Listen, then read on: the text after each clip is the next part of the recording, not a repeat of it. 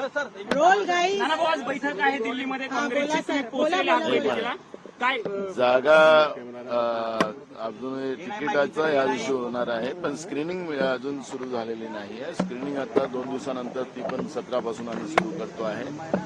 आणि आज आमचे राष्ट्रीय अध्यक्ष मल्लिकार्जुन खरगे साहेब आणि राहुल गांधींच्या अध्यक्षतेखाली राज्यातल्या आम्ही प्रमुख लोकांची आज मीटिंग आहे आणि या ठिकाणी येणाऱ्या निवडणुकीची रणनीती पूर्ण केली जाणार. आजच्या बैठकीमध्ये जागा वाटपाचा जो तिढा राज्यातला काँग्रेसचा आणि महाविकास आघाडीचा तो सुटेल असं वाटतं. काही जागांमध्ये अजूनही तिढा असल्याचं बघायला मिळतंय. थोड्या जागेचा इश्यू आहे आणि तो होऊन जाईल. काँग्रेसच्या यादी आज फायनल होईल.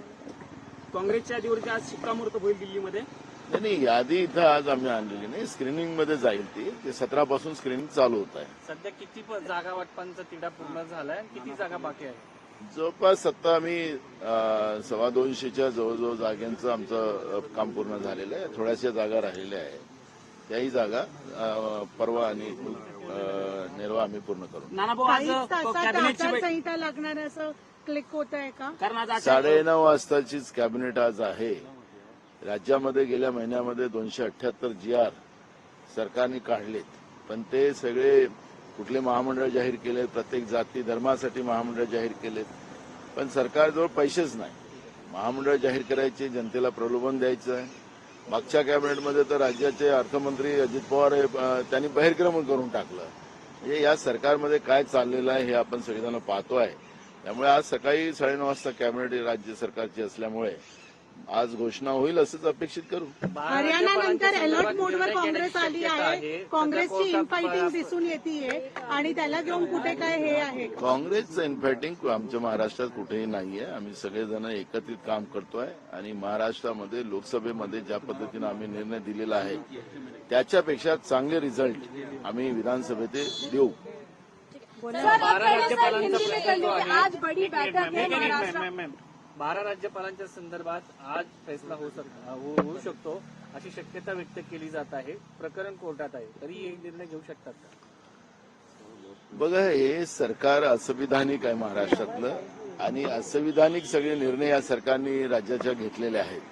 त्यामुळे राज्यपाल कोट्यातले 12 आमदार त्याचाही निर्णय ते करू शकतात, कारण की असंविधानिक सरकार आहे, काही पण करू शकतात. कोर्टात प्रकरण आहे आणि त्या प्रकरणाला नोव्हेंबरमध्ये माननीय सुप्रीम कोर्टाने त्याच्यामध्ये निर्णय राखून ठेवलेला आहे.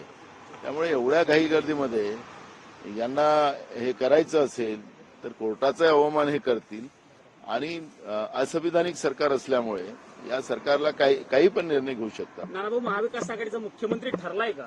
कोण मुख्यमंत्री? महाविकास आघाडीच मुख्यमंत्री राहणार आहे. सर, आज बड़ी बैठक है महाराष्ट्र को लेके, इलेक्शन अनाउंस होने वाले 1-2 दिन के अंदर, क्या चर्चा होगी आज? देखो, आज हमारे नेता राष्ट्रीय अध्यक्ष राहुल गांधी मल्लिकार्जुन खरगे जी और राहुल गांधी जी की अध्यक्षता में एक मीटिंग हो रही है.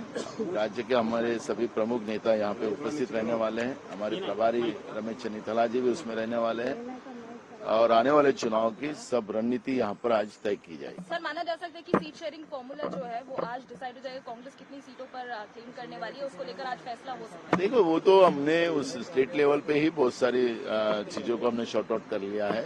थोड़ी रही है तो कल और परसों की मीटिंग में खत्म हो जाएगी. सीएम टेस्ट को लेकर भी कोई चर्चा हो चुकी है पहले से? नहीं, महाविकास आघाड़ी करके ही हम लोग सब महाराष्ट्र में चुनाव में जा रहे हैं. और आपने देखा होगा कि महायुति में जिस तरह से महाभारत चल रहा है तो आप सब लोग देख रहे हैं. लास्ट कैबिनेट में राज्य के अर्थमंत्री अजित पवार, वो तो उन लोगों ने बहिर्गमन कर लिया. तो ये सरकार में क्या चल रहा है वो आप देख रहे हो. और हमारा महाविकास आघाड़ी का एक ही मकसद है कि महाराष्ट्र की महाराष्ट्रद्रोही सरकार, शिवद्रोही सरकार और गुजरात को समर्पित रहने वाली ये सरकार को हम लोग सत्ता से बाहर करना. क्योंकि हमारे यहाँ पर हमने एक निर्णय लिया है कि हमारा महाराष्ट्र शौफुल अम्बेडकर विचारधारा का है. वहां पर मोदी और शाह के विचार नहीं चलेंगे. वो जिस तरह से मोदी और शाह ने महाराष्ट्र को अपना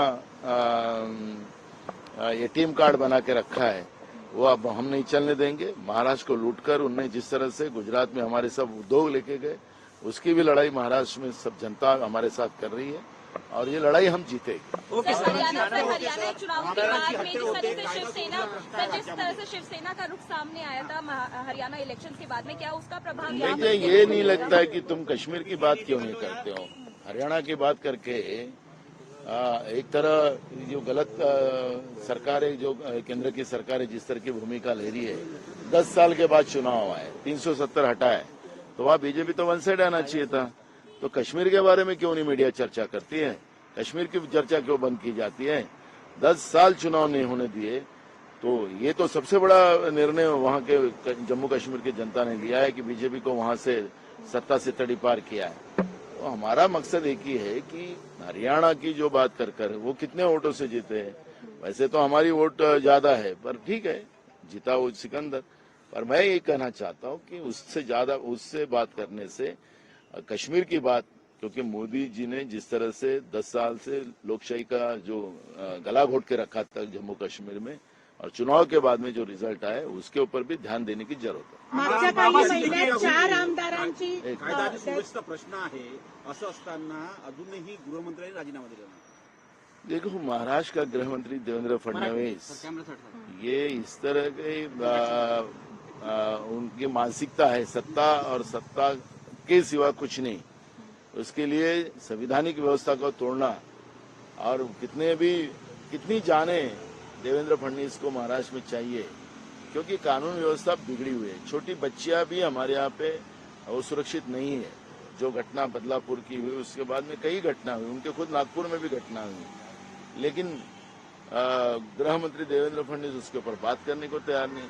शिवाजी महाराज की प्रतिमा की जो विटंबना हुई थी उसमें भी उसने माफी नहीं मांगी। तो इस तरह की पेशवाई, लोग मरे और हम जिंदा रहे, इसको पेशवाई बोलते हैं। मैं देवेंद्र फडणवीस को नहीं बोलता पेशवाई, पर इस तरह की पेशवाई जो महाराष्ट्र में लाई गई है वो भयानक है, और महाराष्ट्र की जनता ये कभी भी एक्सेप्ट नहीं करेंगे। महाराष्ट्र फुले अम्बेडकर विचार का है, और अमन शांति महाराष्ट्र में सभी जाति धर्म के लोगों को लेकर चलती है। तो जिस तरह से महाराष्ट्र में कल बाबा सिद्दीकी का जो हत्या हुई, वो तो सत्ता पक्ष के नेताओं का वो भी सुरक्षित नहीं है, तो वहां की जनता कैसे सुरक्षित है, ये सबसे बड़ा प्रश्न है। पर अब ये सब मामले को जनता ही इनको जवाब देने वाली है, और जनता इनको सत्ता से बाहर निकालेगी। महाराष्ट्रामध्ये ज्या पद्धतीनं आपण पाहिलं की बाबा सिद्दीकी यांची हत्या झाली, तर महाराष्ट्रातल्या कायदा सुव्यवस्थेचा जो प्रश्न होता तो पुन्हा ऐरणीवर आला। सातत्यानं गेल्या 2-3 महिन्यापासून लहान मुली, बदलापूरची घटना आपण पाहिली, आरएसएस आणि भाजपच्या शाळांना वाचवण्यासाठी, कारण की त्या शाळेत घटना झालेली आहे, आणि केतन तिरोडकरनी जी एक जनहित याचिका हायकोर्टात टाकलेली आहे, त्याच्यामध्ये शाळेतल्या अत्याचाराच्या बद्दल, लहान मुलींवर सेक्स रॅकेट करणं, त्यांचे पार्ट विकणं, अशा पद्धतीचे आरोप केतन तिरोडकरनी हायकोर्टात मांडलेले आहेत। आणि त्याच्यामुळे महाराष्ट्रामध्ये काय परिस्थिती आहे ते आपण पाहतोय। तरी सुद्धा सरकार या गुन्हेगारांना पाठीशी घालत आहे, गुन्हेगारांच्या सोबत असलेलं सरकार आहे, म्हणून महाराष्ट्रामध्ये कायदा सुव्यवस्था पूर्ण बर्बाद झालेला आहे। कोणीही सुरक्षित महाराष्ट्रात नाही, आणि तरी सुद्धा राज्याचे गृहमंत्री आणि राज्याचे मुख्यमंत्री आपल्याच टेटरपणाप्रमाणे वागतात आहेत, आणि महाराष्ट्राच्या जनतेला ही गोष्ट आता अजिबात मान्य नाही, आणि म्हणून यांना जनताच आता सत्तेतून बाहेर काढेल अशी परिस्थिती आज महाराष्ट्रात आहे। सर